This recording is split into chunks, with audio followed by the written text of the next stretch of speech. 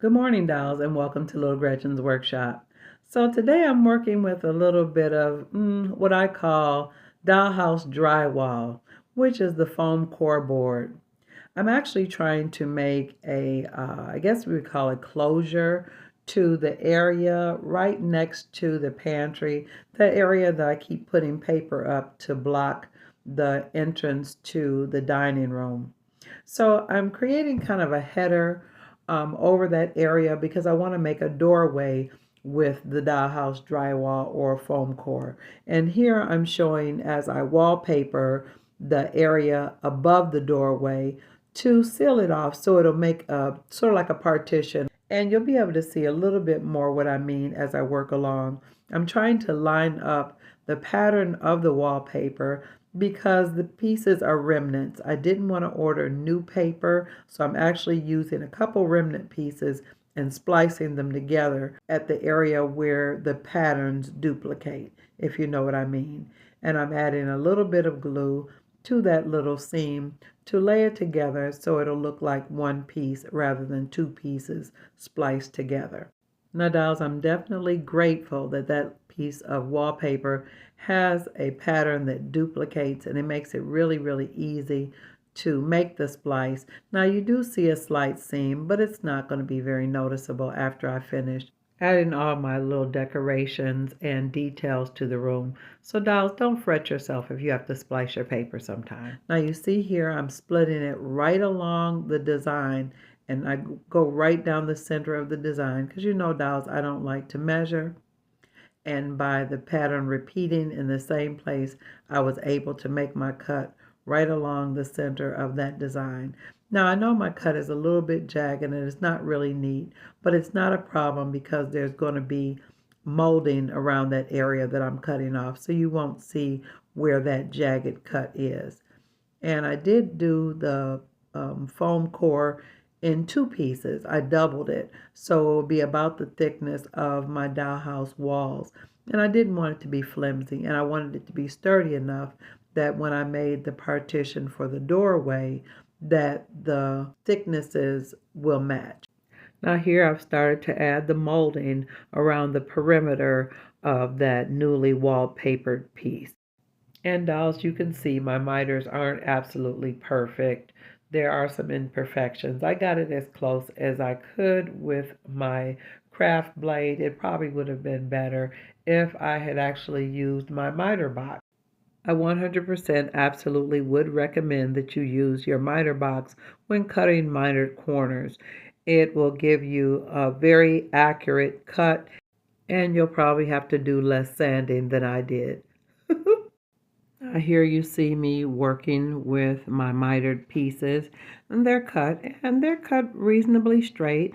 I feel like they're straight enough, and they're definitely straight enough to fulfill the purpose that I need them for. And in the instance where there's going to be a slight gap, you dolls already know, I have a remedy for that. Now, always remember, things don't have to be perfect for them to be beautiful. So I'm going to add a little wood putty to the gaps. But before I do that, I'm going to Mod Podge my wallpaper so that when I do the wood putty and I have to wipe it off, it won't damage my paper. Because remember, dolls, this wallpaper is really pretty, but it's inexpensive. It doesn't have a coating on it. So the Mod Podge acts as a coating to protect the wallpaper from damage while I'm continuing to decorate. Now, dolls, I use the same coating process on the Rooming House bathroom wallpaper as well. Now here I am adding the wood putty to the little gap between my mitered cuts. And it does look white and it looks kind of glunky, but I'm going to allow it to dry and it's going to shrink down and then I'm going to pack it in again. But don't worry about little things like this, dolls. Although it does look a little pre-K right now, in the end it's going to look really nice. Now I did repeat the process twice because I wanted to bring the wood putty up to the same level as the mitered corners. I didn't want it to look sunken or shrunken back. So take your time with this process. Don't rush through it because you want it to look nice. And use your baby wipe or some type of wipe and clean up around the edges and make sure you get in the grooves when you're wiping it off. But just be mindful not to gouge out where you filled in the gap because you want that to be level as possible. And you'll know you've cleaned up your area really good when all you see is a little thin seam of where you filled it in. Now that you've cleaned all the excess putty up, it's time to stain. Now you really want to control how your stain goes on. You do not want to get it on your wallpaper. Although the wallpaper is coated, you still want to be conscious not to get it onto the wallpaper. Now I did add a generous amount to the puttied areas because I wanted them to take on the stain really well and blend into the wood because I don't want to see it after everything is dried. So I did add a generous amount to those areas. And I'm moving it around and checking it just to make sure that I don't have any overflow that's leaking onto my wallpaper. And I'm really satisfied with it. It looks really good. I really like the overall look of the piece. It looks exactly the way I imagined it. I wanted it to look very vintage, very old-fashioned, and be a strong transition to the doorway. So dolls, here we are back in the dollhouse pantry, and I just kind of wanted to give you a close-up look at my vision. So I have it kind of as a header to that doorway area, and I'm going to show you in a second, I'm creating a doorway with that same foam core to be right under that header. This is a rough cut of the doorway. I do need to do a second piece, but I just kind of did a little dry run. This is a single layer of the foam core drywall, and I'm going to go back and make the second layer, but I'm just trying to get an idea of how I want the door to be, whether I want the bigger side near the wall or the thinner side near the wall. And I think I've decided for the thinner side near the pantry cabinet. So that's kind of just a rough jagged cut, but I'm going to go perfect it at my table. Now, dolls, you see me here just laying the rough cut of the doorway that I just kind of dry fitted into the pantry area. I'm stacking it on top of another piece of the drywall just to make sure the size is right, and I'm going to glue them together. Now, before I glue them together, dolls, I'm trimming off the extra. Now, this is actually a remnant piece of the foam core, and it cuts really easily with your craft knife. So it is a lot easier to cut than wood. So it's really a great resource when you're shaping or adding partitions to your dollhouse or just modifying your dollhouse really in any way, especially on the interior. To me, the foam core is really an awesome resource. That's why I call it dollhouse drywall. Now here I am adding glue to that second piece so I can bond them together and have a nice, firm, strong doorway. Now I actually use the shape of an actual door to create that doorway space. So it is an accurate cut. It does match the size of the other doorways in my dollhouse. Now keep in mind, although the foam core is very sturdy, it's actually very flexible, which makes it forgiving in instances like this. Now I'm adding the piece that I already pre-cut on top of the second layer. And I'm going to allow those to bond with the Gorilla Wood glue before I cut the other portion of the doorway out. And you see me weighting down the areas just to make sure that they stay nice and flat and level because I need them to be absolutely bonded top to bottom before I cut that doorway out. Now I'm going to leave those weighted pieces there so that can dry nice and solid. But here's a glance at the thickness of the header. So now that the two layers are dry, I'm going to just cut out that door opening so we have a doorway. And there we go. And so it's a double layer. And you can see the thickness on the side. It's going to match the thickness of the header when I add the wood. Now, when I say add the wood, this is just the rough cut of the drywall. I'm actually going to add some layers of plank wood to this foam core piece, but I just want to make sure it fits the doorway properly. And it does, and it gives me enough allowance to add my framework that I'm imagining. So here I am, dolls, back at the craft table again. I'm playing around with it because I think I'm going to start with framing out the inside of the doorway. So I've got two strips that are same length and width of the inside of the doorway, and I'm just dry fitting them to see how they'll work in relationship to the outer wall, because I'm going to build it up on the outer wall with planks. So I don't want my inside of my doorway to come too far outside, if you know what I mean. And I'm running a piece of wood out along the outer edge so that it will shim the door frame against the wall so I won't have gaps. And you'll be able to see more so what I'm talking about as I move along, dolls. So I started my concept around the door frame to be more of a formal door frame, like with the mitered corners and everything, more or less to look like, again, like I said, more formal, like the doorways to the kitchen and the other rooms in the house. And I did actually cut the mitered corners and get everything prepped to do that.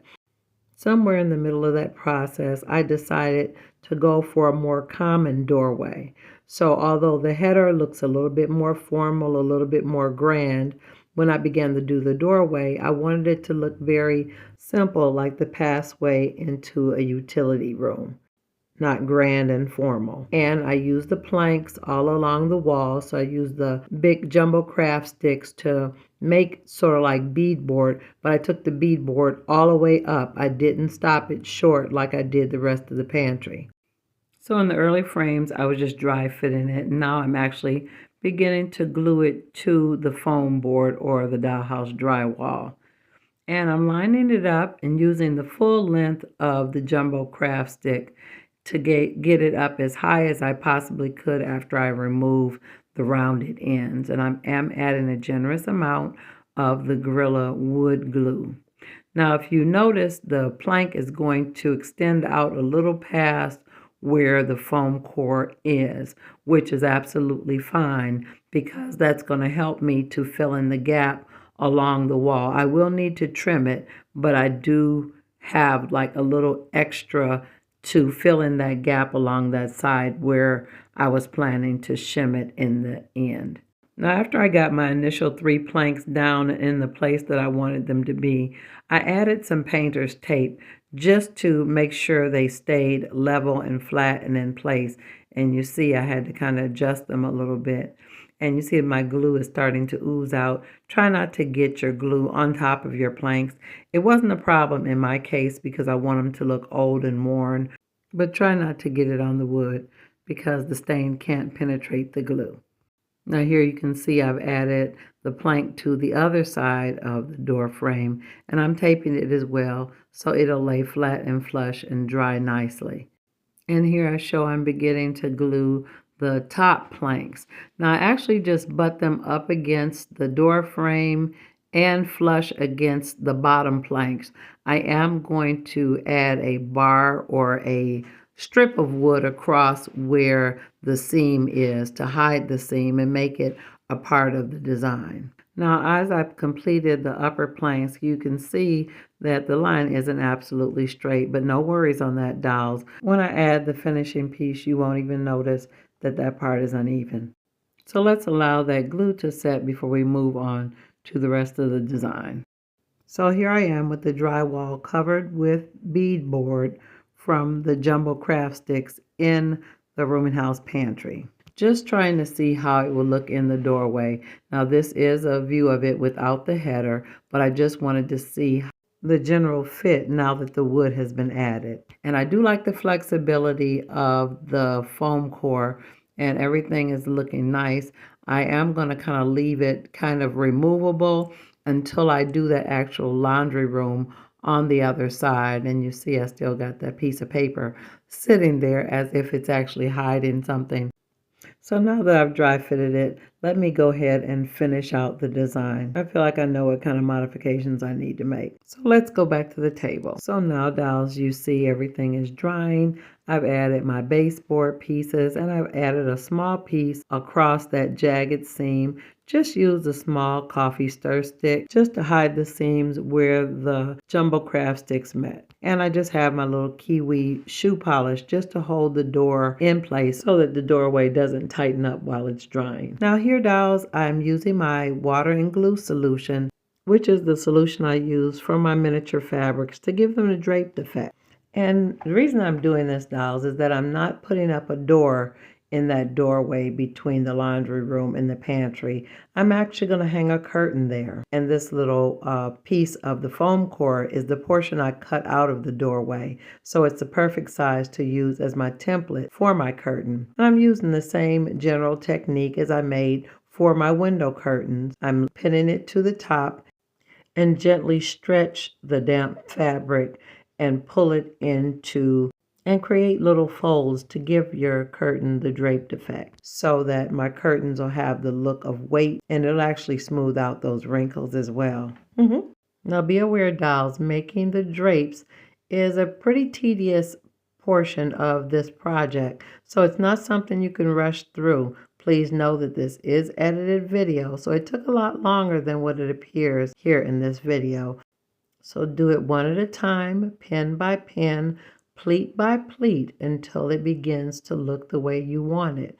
And if it doesn't, slow down, straighten out, and adjust what you don't like, and keep going. This is definitely a part you don't want to rush through. So it's drying and fits perfectly in the doorway. So let's move on to staining. So here I've chosen, we've got this cherry stain that I did the floors in the pantry and the bead board. So I'm definitely going to use that as my base. I am going to use a couple darker tones so that it will mimic the darkness of the trim around the header. But I'm just adding just a base stain of this cherry wood just to get a start to my colors. Because again, dolls, I like my coloring or my staining to be multiple tones, and I just don't want it to just be one shade. I want it to be multiple shades because I want it to look old. I want it to look worn. I want it to look like it's been stained and restained and stripped and stained again. Now this next stain is Colonial Maple, which is a little bit deeper than the first one. Now there's the Colonial Maple that I've added and got a nice coat on it, which it has kind of a reddish undertone. Now I'm getting a dry brush of the espresso color, which is what I feel like really gives the piece a lot of character. Now, dolls, you notice with my darkest tone, I'm being very sparing because I don't want it to saturate the wood.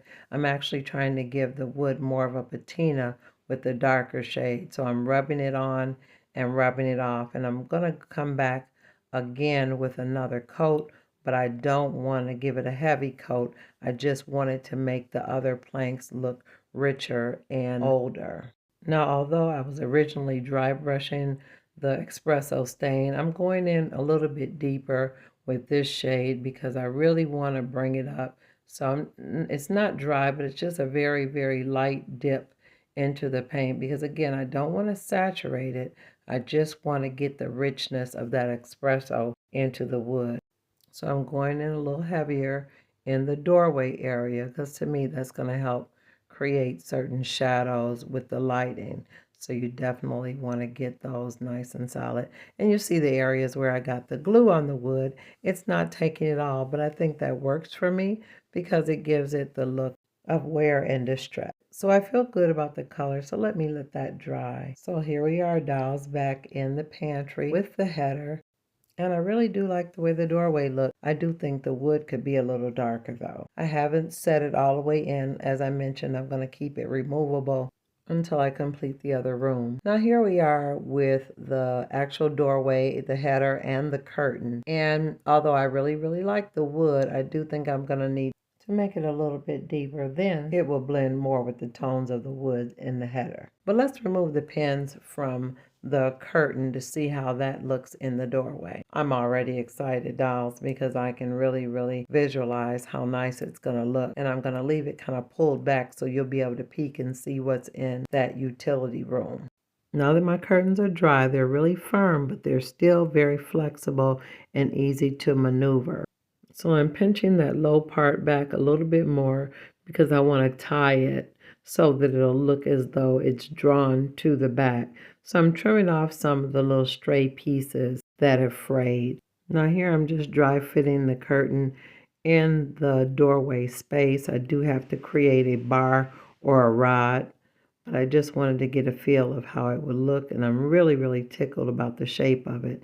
So I'm using like a wooden square stick as my rod, and I'm going to glue the curtain directly to the rod. I'm not going to make a pocket or anything because I have no plans of pushing it back or moving it back and forth. I just want to make it so you can peek into each room from either direction.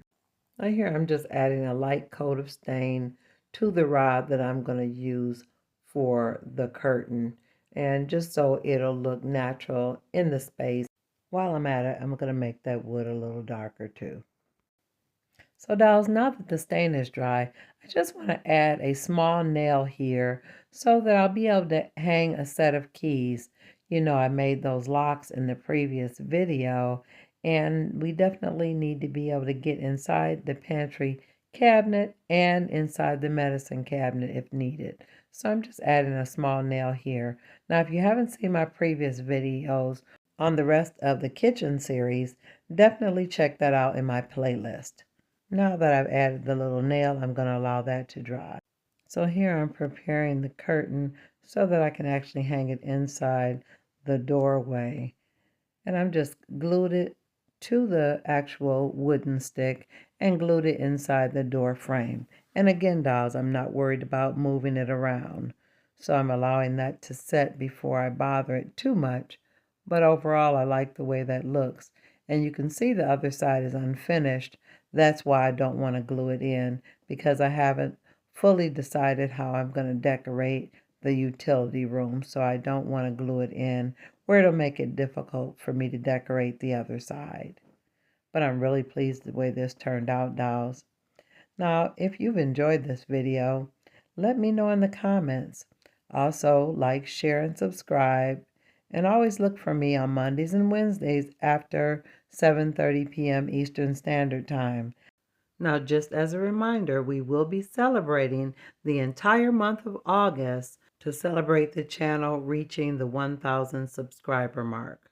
So definitely stay tuned for the videos associated with that celebration.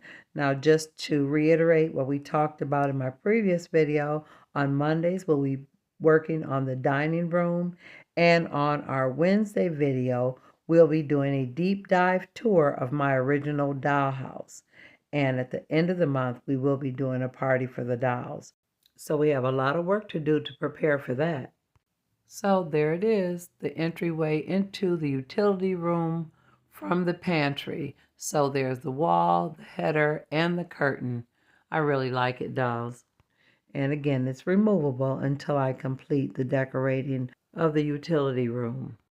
I definitely want to say a special thank you to all of my subscribers, and also to those of you who haven't subscribed but you're watching. I appreciate you as well, and I'm looking forward to seeing you on the next episode of Little Gretchen's Workshop. Bye-bye now, dolls.